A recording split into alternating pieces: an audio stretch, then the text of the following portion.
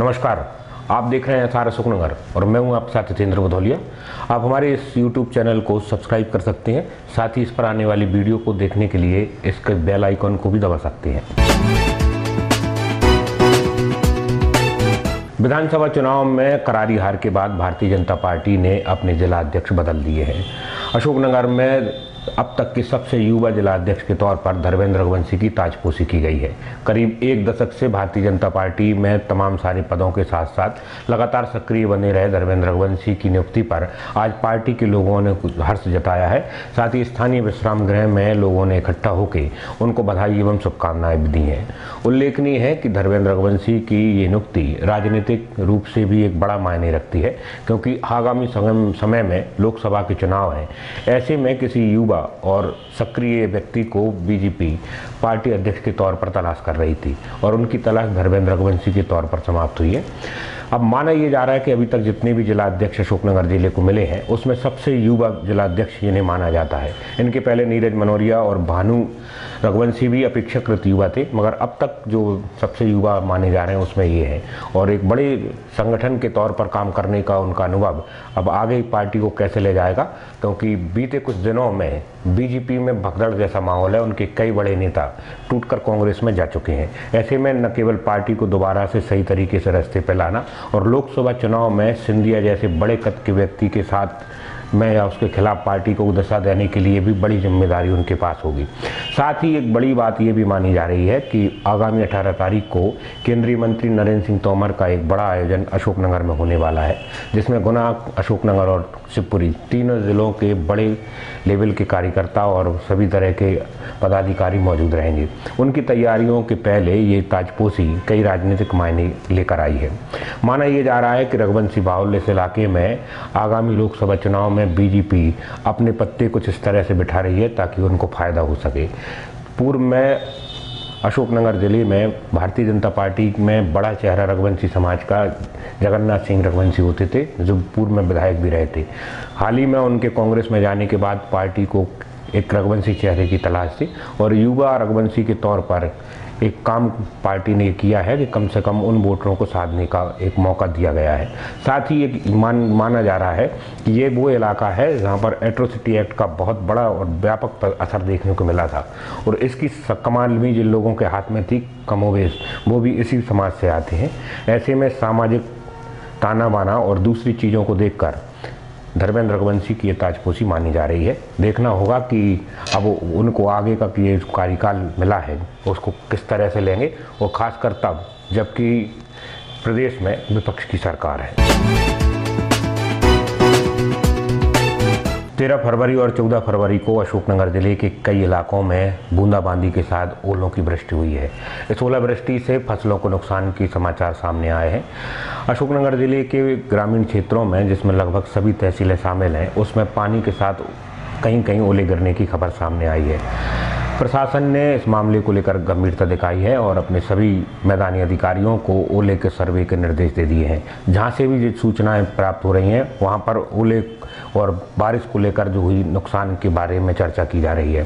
साथ ही सरकारी स्तर पर भी मुख्यमंत्री सहित स्थानीय विधायक ने भी अलग अलग माध्यमों से ये भरोसा जताया है कि किसी भी तरह के किसानों को परेशानी नहीं होने दिया जाएगा और अगर उनकी फसल को नुकसान हुआ है तो उसका मुआवजा दिलाया जाएगा। अशोकनगर जिले के कई सारे गांवों में इस तरह की खबरें सामने आई हैं कि ओलों से कहीं नुकसान हुआ है। हालांकि ज़्यादातर इलाकों में पानी के साथ साथ जो ओलों की क्षमता थी या जो संख्या थी वो छोटे छोटे रही, तो बहुत सारे इलाकों में तो इस तरह की खबरें नहीं हैं कि बड़ा नुकसान हुआ है, मगर कुछ गांव हैं जहां ओलों की तादाद भी ज़्यादा थी और उनकी जो संख्या या मात्रा भी बड़ी होने के कारण यहाँ पर नुकसान की खबर आई है। अशोकनगर के पत्रकार विवेक उपाध्याय ने ग्राउंड रिपोर्ट पर या मैदानी स्तरों पर जाकर देखा है। कुछ गांवों में, जिसमें सोनेरा, अमेरा, तरावली, रावसर, वहां पर वो पहुंचे हैं और गांव से, खेतों से निकालकर खबर लाए हैं। देखते हैं कि किस तरह की चीज़ें वहां देखने को सामने मिली हैं। 13 फरवरी की रात करीब 8-9 बजे से अशोकनगर जिले में गरज चमक के साथ पानी पड़ना शुरू हुआ। पानी धीरे धीरे तेज होता गया और आधी रात के बाद से कई इलाकों में ओलों की वृष्टि भी हुई है। कुछ इलाकों में तो ओलों की मात्रा या उनकी जो संख्या बहुत ना के बराबर थी, या चने के बराबर जो बताए जा रहे हैं गले हुए हो रहे थे। मगर कुछ गांवों के किसानों का ये कहना है कि उनके यहाँ ओलावृष्टि से फसलों को नुकसान हुआ है। कई गांव ऐसे हैं जिनकी खेत में जो फसल है वो आड़ी हो चुकी है। खासकर गेहूं की उस फसल को ज़्यादा नुकसान बताया जा रहा है, जो बाली के स्तर पर आ चुकी थी, या जिसकी संग मात्रा ऊपर काफ़ी ज़्यादा हो गई थी या लंबाई में ज़्यादा थी। ऐसी स्थिति में सीधे ओली गिरने से उसकी डंठल टूट गए हैं और वो फसल नुकसान हुआ है। इसके अलावा मसूर की जो फसल थी, जो लगभग कटने की स्थिति पर आ चुकी थी, उस पर भी इस ओलावृष्टि से नुकसान बताया जा रहा है। इन गांव के किसान जिनमें हम पहुंचे हैं या हमारे रिपोर्टर पहुंचे हैं, वहां की तस्वीरें आप लोग सामने देख रहे हैं। इसमें कई सारी फसल जो खेतों में आप देख रहे हैं वो पानी और उसके साथ चली हवा के कारण भी जो है गिर गई है, जिसको उठाना मुश्किल है और इसमें भी नुकसान की संभावना है। इसके अलावा दूसरी जो फसलें हैं, जो चना धना या मसूर, इसके अलावा राई की भी जो फसल है सरसों की, उसमें भी कहीं कहीं आंशिक तौर पर जो है नुकसान की खबरें आ रही हैं। हालांकि इलाके के तौर पर देखा जाए तो गिने चुने स्थान हैं जिन पर ओलावृष्टि की मार के कारण किसानों को नुकसान हुआ है। इस मुद्दे को लेकर अशोकनगर कलेक्टर डॉक्टर मंजू शर्मा से बातचीत की है। उनका कहना है कि कई गाँवों में ओले गिरने की खबर आई है। इसको देखते हुए जिले भर के सभी मैदानी स्तर के अधिकारी कर्मचारियों को निर्देशित किया गया है कि ओलों से संबंधित जो है रिपोर्ट को देखा जाए, और अगर कहीं से किसी तरह की समाचार मिल रहे हैं तो वहां जाकर देखा जाए और उसका सर्वे कराया जाए। इसके अलावा अशोकनगर विधायक जजपाल सिंह जज्जी का भी कहना है कि सरकार इस मुद्दे को लेकर पूरी तरह किसानों के साथ है, और अगर कहीं कोई नुकसान हुआ है तो उसका सर्वे कराकर किसानों को उसका मुआवजा दिलाया जाएगा।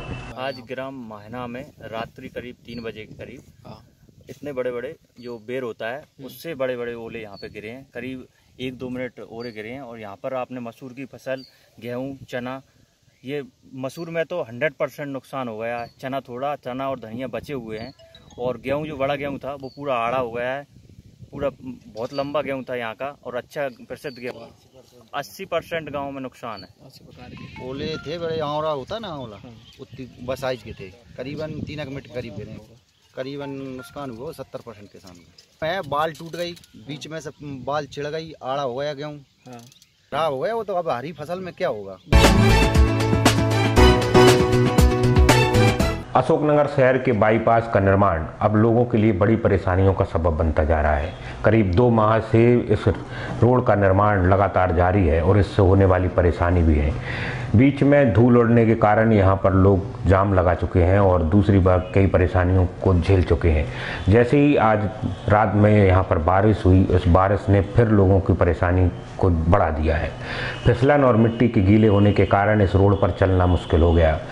लाल मुरम और दूसरी ऐसी मिट्टी इस पर है कि जिस पर चलना लोगों को मुश्किल हो रहा है। मोटरसाइकिल सवार हों या साइकिल से सवार लोग हों या फिर पैदल चलने वाले लोग हों, आज भड़ाभड़ इस रास्ते पर गिरे हैं।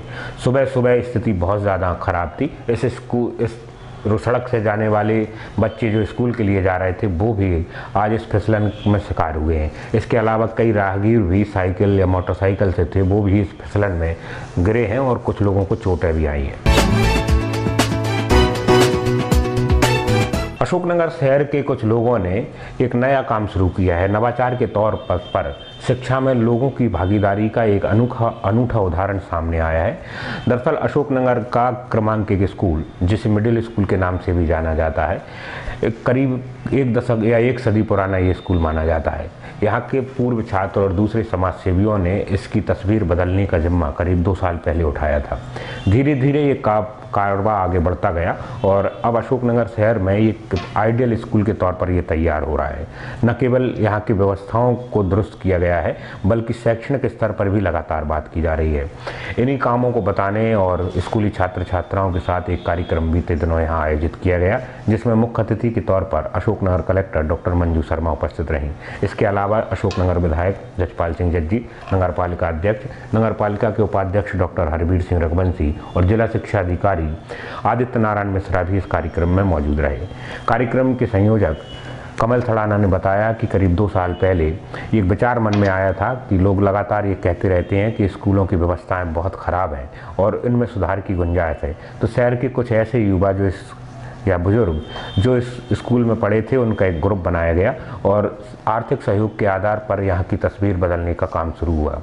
सबसे पहले यहाँ की ज़रूरतों को देखा गया और उनको पूरा करने के लिए एक फंड निर्धारित किया गया, जिसमें अलग अलग संस्थाओं और राजनीतिक व्यक्तियों ने भी अपनी भागीदारी की है।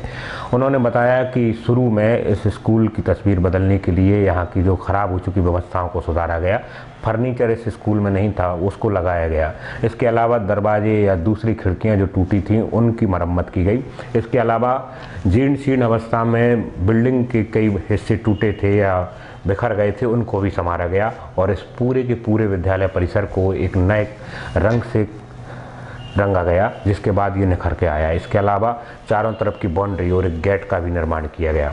साथ ही धीरे धीरे जब व्यवस्थाएं बनी तो यहाँ की शौचालय और कुछ अतिरिक्त कक्षों का भी निर्माण कराया गया। साथ ही इन संसाधनों के अलावा स्कूल के शैक्षणिक स्तर को बढ़ाने के लिए भी समय समय पर रिटायर्ड शिक्षकों या दूसरे जो है शिक्षाविदों को लाकर शिक्षकों के बीच में रखा गया, ताकि यहाँ के बच्चों का शैक्षणिक स्तर भी बढ़ सके। इस कार्यक्रम में जो सबसे पुराने छात्र रहे हरवंश जी जुनेजा, जो करीब 1951 में इस स्कूल के छात्र थे, उनका कहना था कि यह अशोकनगर शहर की बड़ी विरासत है, जिसमें श्री कृष्ण सरल और गिरजा कुमार माथुर जैसे लोग पढ़े और बाद में इसमें पढ़ाया भी उन्होंने, और वो संभवतः सबसे पुराने विद्यार्थियों में से एक हैं जो सक्रिय तौर पर अब इसकी देखरेख में शामिल हैं। इस मौके पर विभिन्न अधिकारी और दूसरे समाज सेवियों ने अपनी अपनी बात रखी। साथ ही ज़्यादातर लोगों का ये कहना था कि इस तरह के प्रयास समाज को दिशा देते हैं और शैक्षणिक व्यवस्था में जो सदियों से एक व्यवस्था थी कि समाज का नियंत्रण होना चाहिए या समाज का उसमें हस्तक्षेप होना चाहिए, वो यहाँ देखने को सामने आ रहा है। तो स्कूल के पूर्व छात्रों के द्वारा हमारा शहर हमारी जिम्मेदारी के तौर पर जो कैंपेन शुरू की गया है, उसमें ये एक स्कूल आदर्श बनाने की स्थिति में आया है। अब देखते हैं कि इसको आगे कितना ले जा पाते हैं, कि ये स्कूल तक ही सीमित रहेगा या आगे बढ़ेगा। मुख्य अतिथि डॉक्टर मंजू शर्मा ने अपना समापन उद्बोधन करते हुए इस बात पर खुशी जताई कि लोगों ने जो काम किया है वो बहुत अच्छा काम रहा है, जो समाज के लिए उदाहरण भी है। साथ ही उन्होंने लोगों को नसीहत भी दी कि जो लोग सिर्फ सकारात्मक चीज़ों को बाहर नहीं लाते या नकारात्मक चीज़ों को देखते हैं, उनके लिए भी ये स्कूल एक सीख देने वाली चीज़ है। उन्होंने आग्रह किया कि शहर के वो प्रबुद्ध लोग जिनको शिक्षा व्यवस्था में कमियां नज़र आती हैं, वो यहाँ आकर उनको सुधारने में उनकी मदद कर सकते हैं और प्रशासनिक तंत्र का हिस्सा बन सकते हैं। भविष्य में केवल एक स्कूल ये नहीं है, शहर के और भी स्कूल हैं जहाँ पे भी जैसा आप लोगों ने ये भागीदारी के साथ कार्य करना शुरू किया है, ऐसा हमें देना चाहिए। शासकीय जिस दिन ये चीजें हट जाएंगी कि हम केवल शासकीय व्यवस्थाओं पर निर्भर करेंगे, और जब हम स्वतंत्र होके अपना खुद के लिए कमिटमेंट करेंगे, नागरिक के रूप में कमिटमेंट करेंगे, और जो हमसे प्रयास हो सकता है यदि हम करेंगे, तो निश्चित रूप से हमारी शालाओं का विकास होगा और बच्चे भी उसमें से प्रबुद्ध रूप में निकलेंगे। जैसा कि इस संस्था में मैंने देखा श्री कृष्ण जी सरल जी हैं और हमारे गिरजा कुमार माथुर जी हैं। इन लोगों की जो कविताएं हैं, श्री कृष्ण सरल जी की तो अधिकांश कविताएं शहीदों के ऊपर हैं, जो बहुत ही प्रेरणादायी हैं और हम सबको प्रेरित करती हैं। गिरजा कुमार जी की भी जो हिंदी भाषा की कविता है या जो सबसे प्रसिद्ध है, हम होंगे कामयाब, तो इतने अच्छे रचयिता जो हमारे बीच में हैं और जिन्होंने इतना प्रेरणादायी और उत्साहवर्धक चीजें हमें दी हैं, तो निश्चित रूप से अशोकनगर के हर वासी के अंदर ये भावनाएं हैं और ओत है वो लोग विकास के लिए, उत्साह के लिए। तो निश्चित रूप से आगे के जो जितने भी हमारे बीच में आप सब बैठे हैं और सहयोग करेंगे, हम लोगों को भी गाइड करेंगे। अशोकनगर शहर के बापू माध्यमिक विद्यालय के अंदर दृष्टिहीन एवं दिव्यांग बच्चों के लिए चलाए जा रहे स्कूल में आज समाज के 2 समाजसेवी संगठनों ने एक आयोजन किया। यहाँ के विद्यार्थी के जन्मदिन के अवसर पर लॉयंस हेल्पिंग हैंड ने इस स्कूल में एक कार्यक्रम रखा, जिसमें वह बच्चों के बीच पहुंची, उन्हें वस्त्र या दूसरी जो शैक्षणिक सामग्री प्रदान की।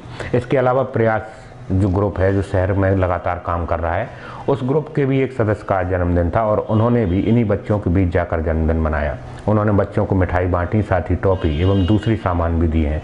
उल्लेखनीय है कि प्रयास ग्रुप लगातार इस तरह के काम करता रहा है और सामाजिक सरोकारों को लेकर उनके अपने दायित्व सामने आ रहे हैं। तो इन दोनों संगठनों ने उन बच्चों के साथ आज जाकर 14 फरवरी जो वैलेंटाइन डे है उसके तौर पर या उस दिन एक अच्छा संदेश लोगों को दिया है। खासकर प्रयास ग्रुप के वो युवा जो वैलेंटाइन जैसी चीज़ों से दूर हटकर सामाजिक सरोकारों से जुड़े रहे और ऐसे बच्चों के बीच में गए जिनको ज़रूरत थी। उल्लेखनीय है कि स्कूल में मानसिक रूप से कमज़ोर, दृष्टिहीन या दिव्यांग बच्चों के साथ साथ कचरी पन्नी बीनने वाले लोगों के बच्चे भी पढ़ते हैं और इन्हीं लोगों के बीच में जाकर बीते कुछ महीनों से या कुछ दिनों से वह कार्यक्रम करते रहे। इसी दिशा में यह एक कार्यक्रम था। बर्थडे था, इन्होंने मनाया, कैसा लगा? अच्छा लगा। इससे पहले भी मनाया था क्या तुमने? कब मनाया था? पिछली साल भी मनाया था। कब से मना रहे हो आप? अच्छा, अच्छा लग रहा है, ये सब लोग आए हैं। कौन सी क्लास में पढ़ते हो? 5। कब से रह रहे हो यहाँ? 2 साल से।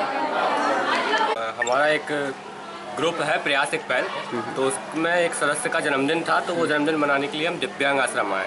हमारे ग्रुप में जब भी किसी का जन्मदिन रहता है या कोई उत्सव रहता है तो हम यहीं आते हैं, बच्चों के बीच आके कार्यक्रम करते हैं, तो उनके साथ जन्मदिन मनाया हमने। अशोकनगर जिले के कदवाय थाने के चटौली गांव में एक युवक को जंगली सुअर ने घायल कर दिया है। दरअसल ये युवक अपने खेत पर काम कर रहा था, उसी समय जंगली सुअर ने इस पर हमला किया। इसके बाद लोगों ने इसकी मदद की और 108 एम्बुलेंस को बुलाकर इसे उपचार के लिए रवाना कर दिया।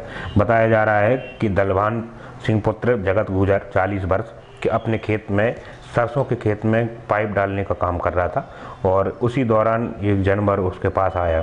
शुरू में इस पर उसने गौर नहीं किया, लेकिन अचानक वह जैसे ही खेत में आगे बढ़ा तो जंगली सुअर ने उस पर हमला कर दिया। उसकी चीख सुनकर आप स्वास्थ्य काम कर रहे लोगों ने वहां आकर उसकी मदद की और जंगली सुअर को भगाया। इसके बाद ट्रैक्टर की मदद से उसको लाया गया।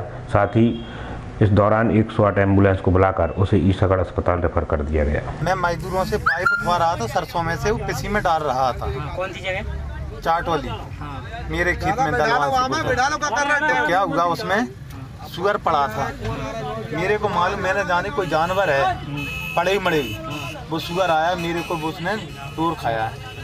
मैं चिल्लाया, मैं चिल्लाना तो क्या हुआ कि तो बना रहा है, पानी लग रहा था पीसी में, आस-पास में, तो भाई वगैरह हमारे सब पास में थे, तो सभी पे दौड़े आए से मेरे को बचा लिया हल्ला करके।